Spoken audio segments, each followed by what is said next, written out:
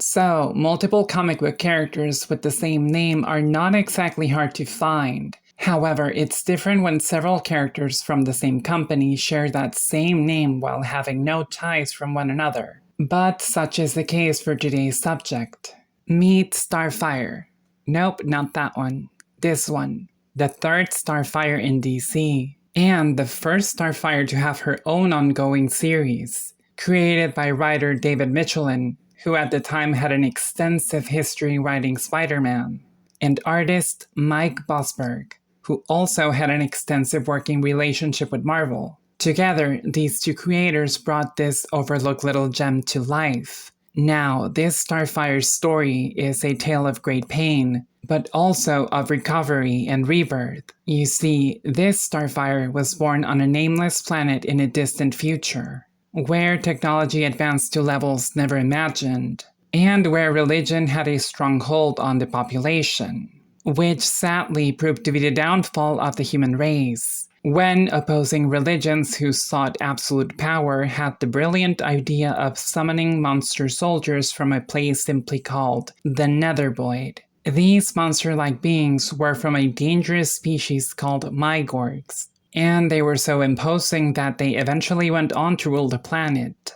And so Starfire's story began in the bleakest way, by becoming a slave from birth, as well as a future bride to one of the highest-ranking Mygorgs, called Sakharoth.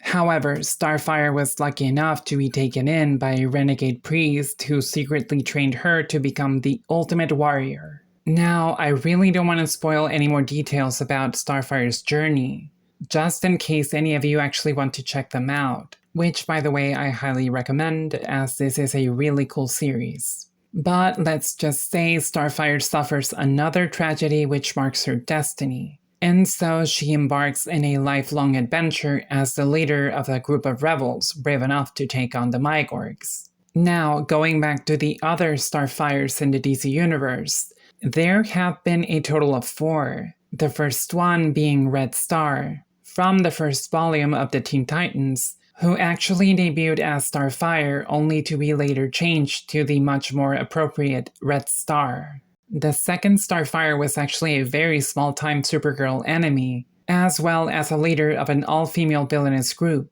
The third Starfire is the one we are focusing on today, while the fourth one is by far the most iconic, famous, beloved, and popular Starfire of all time. The one and only Corianders, the Tamaran princess that everyone knows and loves.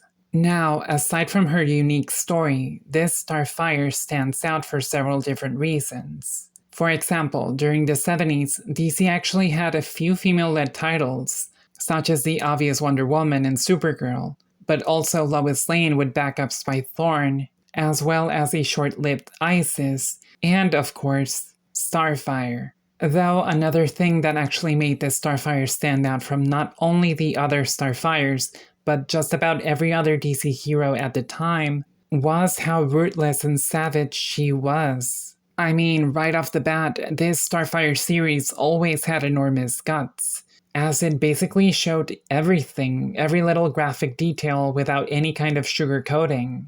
And so, given the dark and emotional nature of her story, we were able to see every time this Starfire took a life in combat, without any kind of censorship, which at the time wasn't exactly normal for DC or the other kid-friendly publishers. So if you take into account that this series was led by a female character, well, you gotta give it props, because that's pretty darn impressive, I think. And honestly, I really have to give props to this series, because even though this Starfire series was not perfect by any means, it was still rather ambitious, juggling several different genres with relative success. It's mainly an action-adventure story with some deep, dark undertones, which again were not exactly frequently associated with mainstream publishers. And there's also moments in which the series feels like a knock or a jab at certain extremist mindsets that go a little too far with an ideology, which actually fits with the way things are these days. And yet, the series also found space for a little bit of humor here and there. So once again, you really gotta give it some props. Now, for those who may have noticed, yes, there are quite a few similarities between Starfire and the iconic Red Sonja, as both are sword-wielding beauties with a painful background, who live a life untamed and unafraid. But here's the thing, back then Red Sonja hadn't really become a mainstream character, and had never really had her own series up until then. So I do think that if Starfire had been handled better, or was given a bigger chance to gain a following, she really could have become, not as big as Red Sonja herself, but perhaps the closest thing to DC's own version of Red Sonja. And that is a very sweet spot to land in. Now, I suspect that one of the main reasons this Starfire didn't really catch on or became a mainstream character like the other Starfire is because she never really had a successful design, or even a steady one.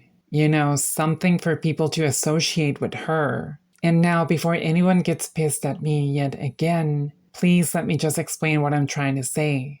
I feel as if people tend to minimize or underestimate the power of a catchy, distinctive look. How many times have we seen characters' looks changed only to revert back to the status quo after realizing that perhaps going a little too far from the original vision almost always goes bad? And just for the record, I do like this look right here, and I do feel like it was already on the right path. It's just that I think it needed some minor tweaks to work, and so this was perhaps the closest she ever came of having a memorable look. In the end, Starfire lasted a total of 8 issues, being cancelled on 1977, right off the heels of the infamous DC implosion, which took out several promising titles that were just beginning to pick up or find an audience. Though Starfire did make a few appearances here and there, usually on titles written by her creator, David Michelin, such as the title Star Hunters, though she did manage to make small appearances on some pretty high-profile titles, like Swamp Thing, Starman, and Commandy, though her biggest role in recent days has got to be the one in Time Master's Vanishing Point, which takes place during the Return of Bruce Wayne storyline, where Starfire plays a key role next to some of the biggest DC heroes, as well as some other fellow victims of the DC implosion. Now, as I was doing research on this Starfire, I couldn't really help but think of Tula from the Pirates of the Dark Water animated series. Not only for the fact that they look a lot alike, or the weapon of choice for both of them, but rather for the adventurous side they both possess. Though in all honesty, this might be just wishful thinking from my side, as I would have loved to have seen her adapted either in animated form or perhaps even in live action, which I don't think is ever going to happen, let's face it. Now, as interesting and fun as this series really is, I have to say this is still a product of its time, and there are some strange decisions regarding the way certain characters speak. So I urge you to keep in mind that certain things may not be as, let's say, adequately said. For example, since this series takes place in the future, in a nameless planet, where there is no Asian continent, they explain her Asian features by simply saying that even though her mother was white, her father was yellow. Okay, they could have easily just said she was a mixed race or something, but I guess they wanted to be more specific. Though, despite the outdated way in which certain elements of the story are told, I think this Starfire is a very compelling character, with a rich backstory that never really had a fair chance to gather an audience. Because just like I said before, she had all the right elements to become DC's Red Sonja, but instead she became yet another forgotten character with an enormous potential that will likely never become a star, at least not like the other Starfire, who has gone to become not only a fan favorite, but one of the most beloved characters in DC. So, if we're honest, at this point, no other Starfire will ever get a chance to shine quite like Coriander, the alien bombshell Teen Titan who won the heart of just about every nerd who has laid eyes on her. Though I would like to think that we all have a little bit of space in our hearts for this Starfire, that sadly not many people seem to remember. By the way, this video was requested several times by Ronald Neal, so props to him. And I do have to say he was very patient about it. So thank you very much for the recommendation and your patience. Thanks, Ronald, you're a peach. As always, thank you very much for watching. Hope to see you in the next one. Be safe and well. And remember that the more you live in someone's shadow, the longer it takes for you to cast your own.